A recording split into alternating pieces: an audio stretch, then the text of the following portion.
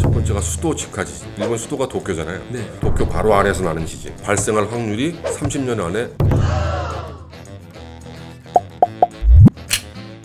오늘의 출연자는 2017년부터 20년까지 제가 베이징에서 특파원 생활할 때 동경에서 특파원 생활하신 대선배 이민영 선배님을 오늘 모셨습니다. 안녕하세요.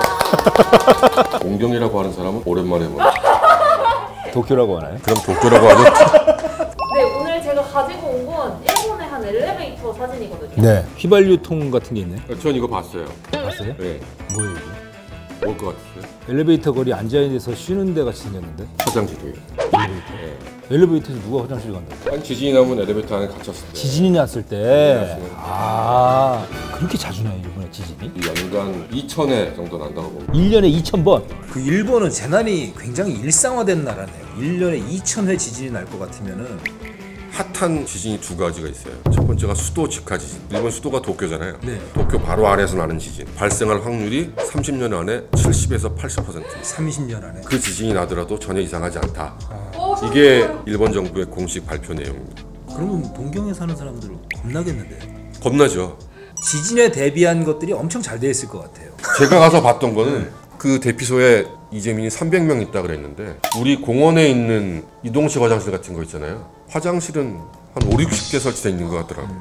네, 그래서 그거는 항상 준비가 돼 있죠. NHK 제가 보도국에 한번 이렇게 우리 재난방송센터 볼 기회가 있었는데 아나운서가 24시간 대기를 하고 있는 거예요. 방송이 없는데요? 아무것도 없는데 그냥 앉아 있는 거예요. 24시간. 물론 교대죠. 재난이 나면 바로 들어갈 수 있게끔. 그리고 그거를 준비하는 사람들이 따로 있어요. 별도. 방송도 바로 끊을 수 있어요. 택 버튼 누르듯이.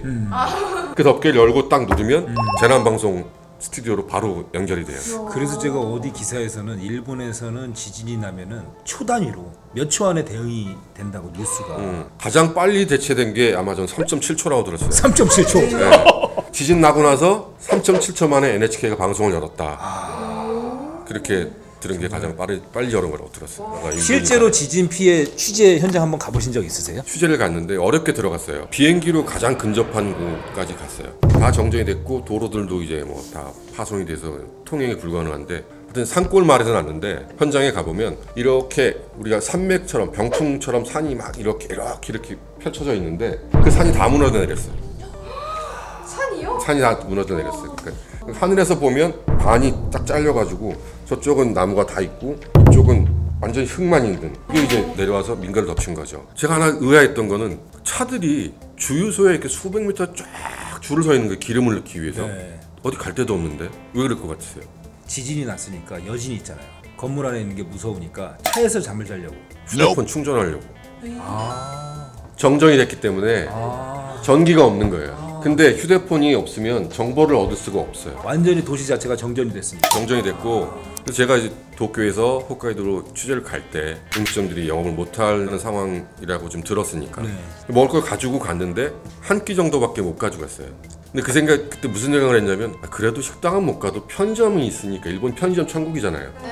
조금만 걸어가면 편의점 있고 자판기 있고 일단 자판기 정전이 되니까 안 돼요. 편의점 갔어요. 물건들 다 있어요. 근데 못 판대. 계산기가 안 되는 거예요. 정전이 돼서. 근데 그걸 그렇다고 못 판다는 거는 되게 융통성이 없는 것 같은데. 되게 일본 사회예요. 그래서 못 먹어가지고 이렇게 있다가 근데 어느 한 편의점에서 손님들이 왔다 갔다 하면서 물건을 사가는 거예요. 저기는 정전이 됐는데 어떻게 되지? 하고 들어가서 봤더니 여기는 어떻게 했을 것 같아요? 자동차 연결한 거예요. 포스기를. 와. 요즘 사실 전기가 없으면은 불도 못 켜고 난방도 안 되고 할 수 있는 게 아무 통신도 안 되고. 수도도 마찬가지고 가스도 안 되니까 대피소로 피난을 가더라고요. 그 일본의 내진 설계는 어떻게 돼 있나요? 내진 설계 굉장히 잘 돼 있어요. 그래서 신축 아파트들 같은 경우에는 규모 7 이상 규모 7? 네, 규모 7 이상 견디게끔 돼 있을 거예요. 그래서 7이면 어느 정도예요? 사람이 기어 다니지 않으면 움직이지 못하는 정도. 우리 경주가 얼마였죠? 5가 안 됐죠. 근데 그게 6.7과 5는 숫자상으로는 얼마 아닌 것 같지만 맞아요. 엄청난 차이예요. 네. 그게 신주쿠 같은 데 고층 아파트들 많거든요. 그런데 사시는 분 얘기 들어보면 이게 느껴진대요. 건물이 흔들리는 게. 저기야 바깥에 건물이 이렇게 왔다가 가고. 근데 그렇게 되지 않으면 피해가 나는 거죠. 중국의 스촨성에서 지진이 많이 일어나요. 그 산골에서 피해가 엄청나게 컸어요. 굉장히 시골인데 왜 사람도 많이 안 사는데 왜 피해가 컸냐? 거기는 내진 설계라는 게 아예 없어요. 그러니까 철근 같은 게 안 들어가고 벽돌을 쌓아가지고 지붕 올려가지고 만든 건물이에요. 조적벽이라고 하더라고요. 그걸. 그런 시골의 농가들은 아주 약한 지진에도 그냥 폭삭 무너지는 거예요. 그러니까 그게 사람들이 매몰돼가지고 죽는 경우가 굉장히 많아요. 일본은 그에 비해서 상당히 잘 돼 있지 않나요? 일본은 벽돌 쓰고 시멘트로 짓는 집들보다 나무로 짓는 집이 훨씬 더 많습니다. 나무가 지진에 더 유리하잖아요. 그렇죠. 그래서 지금 그렇게 짓는 거예요. 그래서 네. 더 잘 버티는 네. 거구나. 우리나라 같은 경우는 어떤가요? 우리나라는 규모 7이면은 상당히 피해가 클 것 같은데. 우리나라 규모 7이 만약 지진이 발생한다 그러면 대부분의 건물들은 다 무너질 겁니다.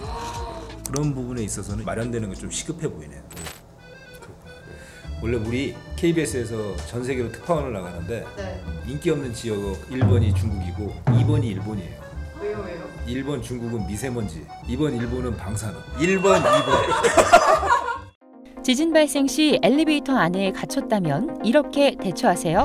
첫 번째, 지진이 발생하면 당황하지 말고 즉시 가까운 층부터 버튼을 눌러 엘리베이터 문이 열리는지 확인하세요. 두 번째, 만약 버튼을 눌러도 문이 열리지 않는다면 인터폰을 이용해 구조를 요청하세요. 세 번째, 엘리베이터 문을 강제로 여는 행동은 매우 위험합니다. 추락의 위험이 있으니 삼가주세요. 네 번째, 엘리베이터 밖으로 나온 후엔 가방이나 손으로 머리를 보호하며 계단을 이용해 건물 밖으로 대피하세요. 불시에 찾아오는 지진, 올바른 대처법 숙지로 안전을 지킵시다.